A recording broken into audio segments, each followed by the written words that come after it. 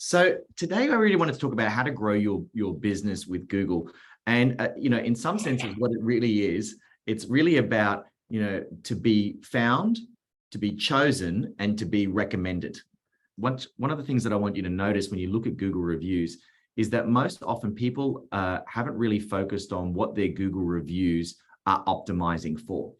If you look here, you can see that engagement rings is the #1 keyword that comes up when you search, when you look at our Google reviews, where oftentimes for a lot of other businesses, when I'm doing an audit, it's words like felt, which is lovely, but it's not what your clients are typing into Google. And we want to make sure that we are giving Google the best opportunity to put our business in front of a prospect client that's looking for our products and services.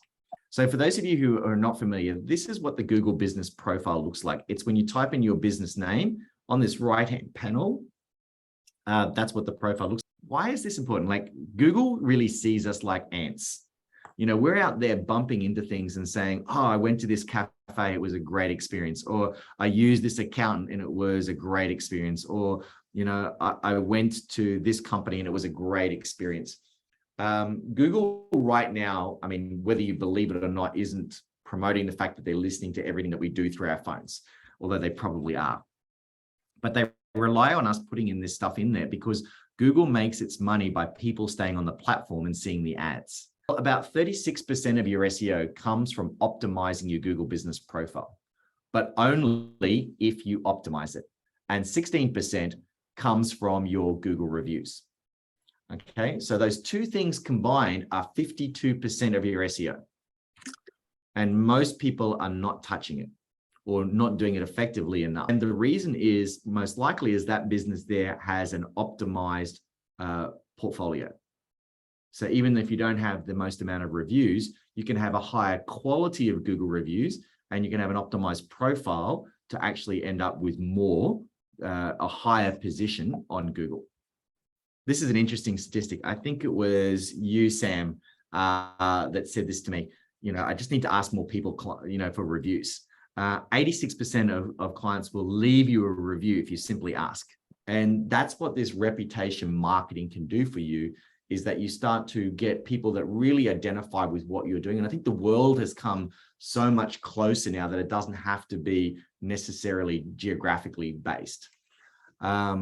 And I always say that your reputation precedes your revenue. So it's really focusing on this reputation element is very vital. So here's the opportunity. Yes, a Google review portfolio will get you more leads, which will mean that you can ultimately increase your prices.